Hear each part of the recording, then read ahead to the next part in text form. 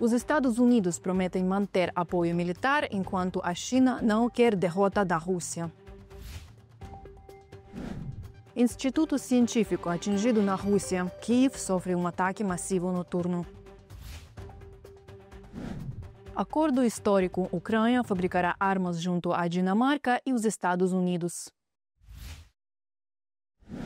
Boa noite, eu sou Lada Filatova e isto é o resumo diário das notícias mais relevantes da Ucrânia, com destaque para a guerra e seus impactos globais.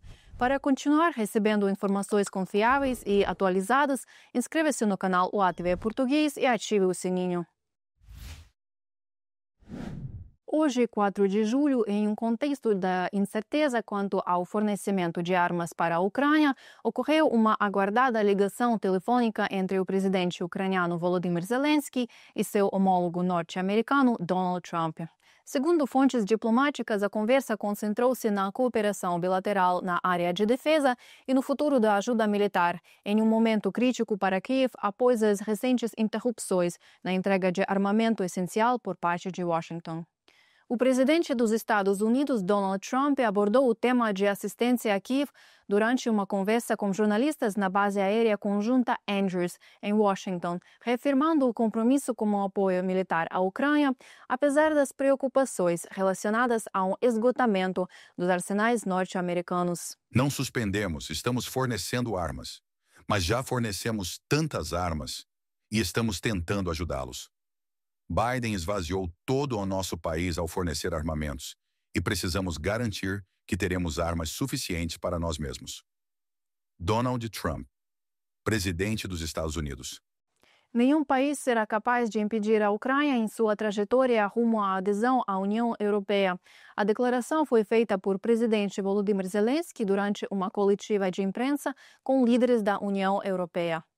Ao mesmo tempo, Zelensky ressaltou que Kiev precisa de apoio nesse processo. Por sua vez, a primeira-ministra da Dinamarca, Mette Frederiksen, cujo país atualmente ocupa a presidência rotativa do Conselho da União Europeia, afirmou que Kiev e Bruxelas já estão avaliando conjuntamente as melhores formas de avançar. Precisamos de apoio. Acredito que ninguém poderá deter a Ucrânia neste caminho. Nenhum país. Claro, tudo depende da unidade nas decisões da União Europeia e da nossa parte faremos tudo o que pudermos. Mas precisamos do apoio de todos os Estados-membros da União Europeia. A Ucrânia e a União Europeia já estão pensando em como avançar da melhor maneira possível. Sinto que a maioria dos membros da União Europeia apoia a adesão da Ucrânia ao bloco. O presidente dos Estados Unidos, Donald Trump, manifestou insatisfação com os resultados da ligação telefônica com Vladimir Putin. A declaração foi feita durante uma conversa com jornalistas na base aérea Andrews, em Washington. O líder norte-americano informou que discutiu com Putin os temas da Ucrânia e do Irã e reforçou a necessidade de encerrar a guerra em território ucraniano o quanto antes. Tivemos uma ligação. Foi uma ligação bastante longa. Falamos sobre muitas coisas, inclusive o Irã. Também falamos, como vocês sabem, sobre a guerra na Ucrânia. E eu não estou satisfeito com isso. Não estou satisfeito. Não consegui nenhum progresso nesse assunto. Em outra frente, durante uma reunião tensa de 4 horas entre o ministro das Relações Exteriores da China, Wang Yi, e a chefe da diplomacia da União Europeia, Kaja Kallas, foi revelada a real posição de Pequim diante da guerra na Ucrânia.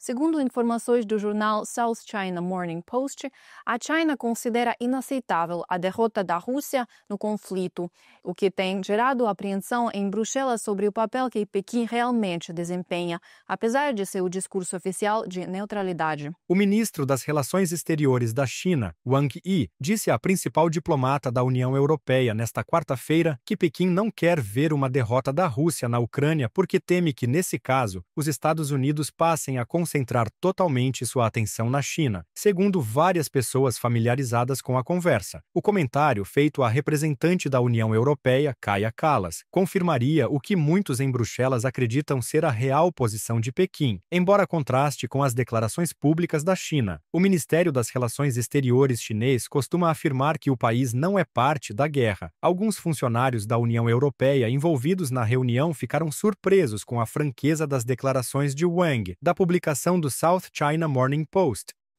Por outro lado, a Federação Russa continua aguardando o apoio do Ocidente, inclusive para fabricar seus próprios aviões. Apesar das sanções, Moscou ainda mantém esperança na cooperação com a Europa para impulsionar sua indústria aeronáutica. A economia russa segue em deterioração, o que impacta também o setor aeronáutico. Após a saída da Boeing e da Airbus do mercado russo, o Kremlin prometeu produzir aviões próprios, mas a produção em massa ainda não teve início. Além disso, os preços já dispararam antes mesmo da fabricação dos aviões. Segundo o The Moscow Times, em apenas 2 anos, os custos aumentaram entre 45% e 70%. O Il-114 modelo 300, por exemplo, passou de 1 bilhão e 440 milhões para 2 bilhões e 600 milhões de rublos.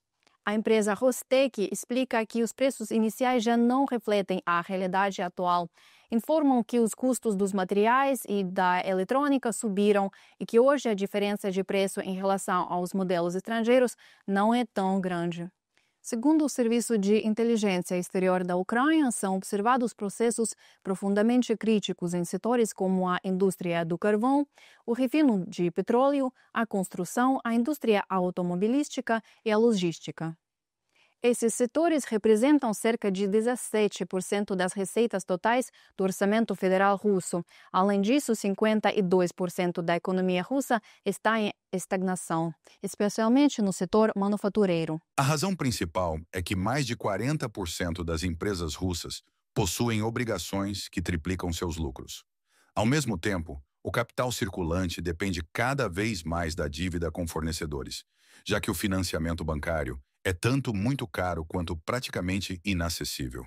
Com o objetivo de ocultar os dados estatísticos reais e evitar o pânico na sociedade russa quanto à situação financeira, a Rússia decidiu classificar as informações sobre a economia e o comércio exterior como segredo de Estado. A partir de agora, para tranquilizar a opinião pública, somente serão divulgados indicadores selecionados que sejam favoráveis às autoridades. Do comunicado do Serviço de Inteligência Exterior da Ucrânia. A guerra já não está restrita ao território ucraniano. Ataques com drones tornam-se cada vez mais frequentes dentro da Rússia. Drones atacaram as regiões de Moscou e Rostov. Segundo autoridades locais, vários municípios da região de Rostov estiveram sob ataques de veículos aéreos não tripulados. Na cidade russa de Azov, supostamente foram danificados automóveis e janelas de edifícios residenciais foram quebradas. Os mídias locais também informaram que a planta óptico-mecânica de Azov provavelmente foi o alvo do ataque. Enquanto isso, na região de Moscou, um incêndio de grande proporção foi registrado. Na cidade de Sergei Posad, as Forças Armadas da Ucrânia atingiram um instituto de pesquisas em química aplicada. Atualmente, a empresa realiza, entre outras atividades, a produção de ogivas termobáricas para drones do tipo Shahed e representam um elo importante na agressão armada da Federação Russa contra a Ucrânia. Passamos agora à situação no fronte. Segundo o Estado-Maior das Forças Armadas da Ucrânia, nas últimas 24 horas foram registrados 110 confrontos de combate. A situação permanece especialmente tensa na direção de Pokrovsk, onde as forças russas realizaram mais de 30 ações ofensivas e de assalto. Na direção de Liman, o exército russo tentou atacar as posições ucranianas em 18 ocasiões. As forças ucranianas repeliram 9 ataques no eixo de Novopavlivka, além de 8 ataques em outras áreas no leste. No total, de acordo com o Estado-Maior das Forças Armadas da Ucrânia, nas últimas 24 horas, as forças de defesa eliminaram 1.120 soldados russos. Além disso, destruíram 2 tanques e 10 veículos blindados do exército russo. Também foram danificados cerca de 50 sistemas de artilharia, abatidos mais de 200 drones russos e destruídas mais de 100 unidades de transporte e equipamentos especiais. Os ataques massivos russos contra civis durante a noite refletem diretamente a insuficiência dos sistemas de defesa aérea. A Ucrânia tem alertado há meses que, sem um fornecimento contínuo de armamentos ocidentais, não consegue proteger adequadamente suas cidades contra drones e mísseis russos. A escassez de sistemas antiaéreos deixa milhões de civis vulneráveis, situação que a Rússia explora. Durante a noite, a Rússia lançou um ataque massivo com drones e mísseis contra Kiev. As autoridades da capital ucraniana informaram que 23 pessoas ficaram feridas, das quais 14 foram hospitalizadas. Diversos distritos da cidade registraram danos em edifícios residenciais. Em particular, no distrito de Solominsky, um edifício de 5 andares sofreu danos parciais e o telhado de um prédio de 7 andares foi incendiado. No distrito de Svetoshin, houve um incêndio após o impacto em um prédio residencial de 14 andares. No distrito de Shevchenkivsky, um edifício de 8 andares, ainda desabitado, foi atingido. Além disso, em Kiev, incêndios destruíram armazéns, garagens, veículos e um prédio administrativo. A via férrea também foi danificada, provocando atrasos nos trens. Nesta noite, as tropas russas também atacaram com drones e mísseis a região de Kiev. Vários bairros foram afetados pelos bombardeios. No distrito de Bucha, as janelas de um edifício residencial de 4 andares foram danificadas, assim como uma residência particular. No distrito de Fastev, os bombardeiros controlaram incêndios no telhado de um prédio de vários andares e em 7 garagens particulares. Não houve registro de vítimas ou feridos. Durante a noite e a manhã de hoje, as Forças Armadas da Ucrânia derrubaram 14 drones russos sobre a região de Dnipropetrovsk. Como consequência do ataque com drones, foram danificadas uma residência particular e várias garagens no distrito de Dnipro. O distrito de Nikopol foi alvo de ataques de artilharia e drones FPV por parte do exército russo. Segundo informou a administração militar regional, infraestruturas e uma residência particular sofreram danos. Não houve mortos nem feridos. Ontem, os russos atacaram a região de Poltava com drones. 2 pessoas ficaram feridas devido à queda de fragmentos de drones abatidos, conforme informou a administração militar regional. Vale lembrar que no dia anterior, um ataque russo com drones em Poltava causou 2 mortes e cerca de 50 feridos. A União Europeia deve apoiar financeiramente a indústria de defesa ucraniana para aumentar a produção de armas e munições, compensando assim a interrupção dos fornecimentos vindos dos Estados Unidos. Assim declarou a primeira-ministra dinamarquesa, Mette Frederiksen, ressaltando que a Ucrânia produz mais rápido, melhor e mais barato que outros, e ainda dispõe de capacidade industrial disponível. Ucrânia e Dinamarca já prepararam um acordo para a produção conjunta de armamentos, conforme anunciou o presidente Volodymyr Zelensky durante sua visita à Dinamarca. Fortalecimento das capacidades de defesa da Ucrânia e avanço em integração à União Europeia foram os principais temas discutidos pelo presidente ucraniano Volodymyr Zelensky durante sua visita à Dinamarca. Ele participou da cerimônia oficial que marcou o início da presidência da Dinamarca no Conselho da União Europeia. A Dinamarca assumiu a presidência da Polônia em 1º de julho e sua gestão continuará até o final do ano. Sob o lema Uma Europa Forte em um Mundo em Mudança, a presidência dinamarquesa focará em garantir a segurança, a competitividade e a sustentabilidade ambiental da Europa. Segundo o presidente Zelensky, a Ucrânia está tecnicamente pronta para iniciar negociações em 3 blocos como parte do seu processo da adesão à União Europeia. No setor de defesa, estão em andamento preparativos para um acordo conjunto de produção de armas na Dinamarca. Há um progresso claro na produção conjunta de armamentos. E não se trata apenas do excelente modelo dinamarquês de investimento na Ucrânia. Também estamos nos preparando para a produção conjunta em território dinamarquês. Presidente da Comissão Europeia Ursula von der Leyen e a primeira-ministra da Dinamarca Mette Frederiksen enfatizaram a necessidade de uma reavaliação estratégica da política de defesa da União Europeia. Elas destacaram que o fornecimento de armas à Ucrânia é um investimento na segurança da União Europeia e que as Forças Armadas ucranianas estão segurando uma ameaça que atinge toda a Europa. Entregaremos 2 milhões de projéteis à Ucrânia até o final do ano. Também investimos 2,1 bilhões de euros para reforçar a defesa da Ucrânia neste momento. E o mais importante é a origem desse dinheiro. Estamos fazendo isso utilizando os lucros provenientes dos ativos russos mobilizados. Na prática, é a Rússia quem está pagando pelas armas que a Ucrânia está usando. Mas a Ucrânia precisa de mais. E para isso, temos o mecanismo Save Safe para compras conjuntas. Esses recursos podem ser utilizados pelos Estados-membros e investidos na indústria de defesa da Ucrânia, o que fortalecerá o setor.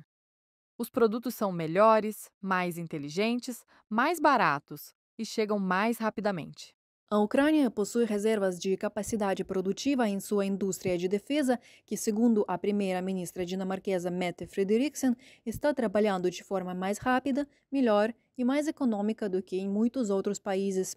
A Europa precisa rearmar-se até 2030, fortalecer suas capacidades na indústria de defesa e aprimorar as compras conjuntas, eliminando todos os obstáculos. Os países da União Europeia devem apoiar financeiramente o setor de defesa da Ucrânia para aumentar a produção de munições e compensar a interrupção no fornecimento de armas dos Estados Unidos.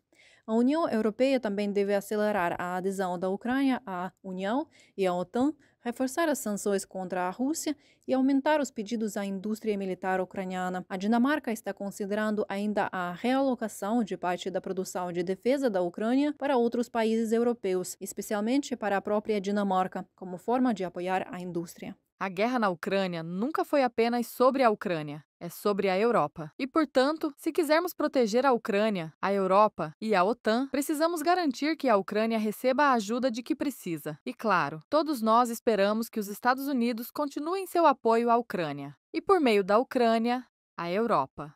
O presidente Zelensky também ressaltou que durante sua visita à Dinamarca foi assinado um memorando para a produção conjunta de drones com empresas americanas. O acordo permitirá que a Ucrânia aumente a produção, especialmente de drones interceptadores, para se defender dos ataques constantes de drones russos contra as cidades pacíficas ucranianas. Zelensky destacou que algumas empresas de defesa ucranianas terão acesso a novas tecnologias, o que possibilitará a expansão de sua capacidade produtiva. Finalmente assinamos um contrato muito importante. Estamos confiantes de que conseguiremos derrubar um grande número de drones Shahed. Acredito que este é um começo sólido. Também concordamos que algumas das nossas instalações de produção terão acesso a essas tecnologias, o que, na minha opinião, acelerará nossa capacidade de ampliar a produção. A fabricação de armas ucranianas na Dinamarca pode começar já este outono, segundo o ministro de Defesa dinamarquês, Troels Lund Poulsen. Na cúpula da OTAN, em 24 de junho, os ministros da Defesa da Ucrânia e da Dinamarca assinaram um acordo que abre caminho para a produção conjunta de armas ucranianas em território dinamarquês. A Dinamarca é considerada uma das iniciadoras do chamado modelo dinamarquês, uma abordagem de ajuda militar que envolve investimento direto na produção de defesa da Ucrânia. A reportagem foi preparada por Victoria Smirnova. Encerramos por aqui a edição de hoje. Apoie a Voz da Ucrânia no mundo lusófono curtindo este vídeo e compartilhando com quem se importa com o tema. Sua opinião também é muito importante. Lemos todos os comentários com atenção. Um ótimo fim de semana para você e até a próxima edição.